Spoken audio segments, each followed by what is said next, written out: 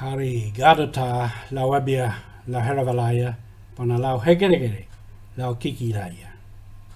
I'm speaking another language and I'm capable of having a conversation in that language. Jesus made the deaf to hear and the dumb to speak. You're with Mission Alive. This is Roger from the MSC Mission Office. Jesus took the deaf, mute man and cured him so he was able to speak and he was able to hear.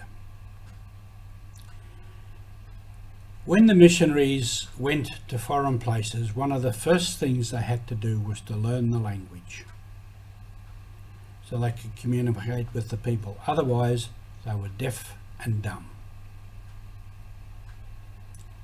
And that is what missionaries did all over the world, the MSC missionaries, whether it was in Papua New Guinea, in the Pacific, in Asia, Southeast Asia, India, Africa, everywhere. The foreign missionaries went and they learned the language. And Bishop Alain de Beaumenu said to his priests, the sisters and the brothers, learn the language. The language of the people is the gateway to the culture. And unless you understand the culture of the people, you cannot effectively evangelize them. So the language is very important. Otherwise, you were deaf. And I know, in a country in like Papua New Guinea, 800 plus languages. That doesn't include dialects. And I've been sitting amongst people and they've been speaking their language and I was like a deaf mute. I couldn't understand and I couldn't speak. That was a big learning experience. As to languages and dialects, in one of the languages in Papua New Guinea, in the Baraina diocese, up in the mountains, the Fayuga language, the missionaries always thought there were 4 dialects, because within that language group they had 4 or 5 mission stations. An expert from the Summer Institute of Linguistics went through the area, spent 6 months going through the area, studying the language, and he said 10 dialects. One language, 10 dialects. After the Second Vatican Council, when it was decided that the liturgy would go into the language of the people, one of the things many of the French priests took on was to translate the language, the readings of Sunday into the language of the people. Now that was a pretty monumental work, but they did it.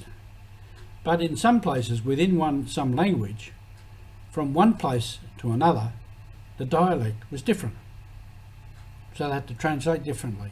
And they must have had endless conversations and debates about how to translate the different words and different concepts.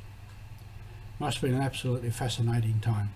Like in the Fayugi, with 10 different dialects, in the Tawadi from Tapini up to Kerau, which I've mentioned, are different.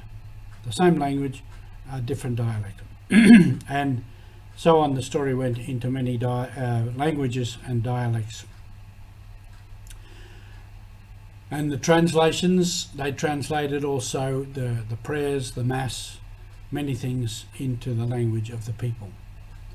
Now, in my turn, I learned Pidgin English, and I learned Police Motu, which I used at the start of this broadcast, and I also translated into that language the entire liturgy with all the Sunday prayers, with all the readings, baptism, confirmation, all the sacraments. That was a monumental work. Took me a long time, over a long period of time.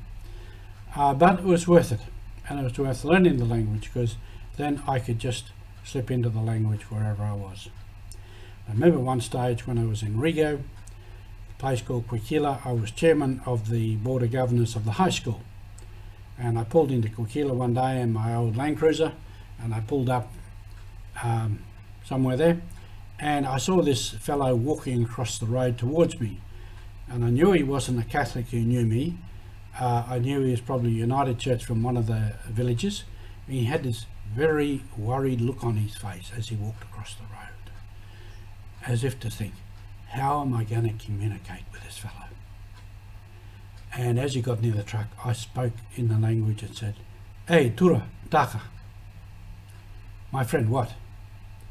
And his face relaxed and he smiled and he thought, I can communicate with this guy. So he spoke Motu, and whatever was on his mind he was able to tell me, and I was able to give him an answer.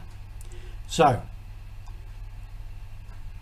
the missionary has to be not a deaf mute, but he has to be able to hear and to speak. That is mission. Thank you for being with us.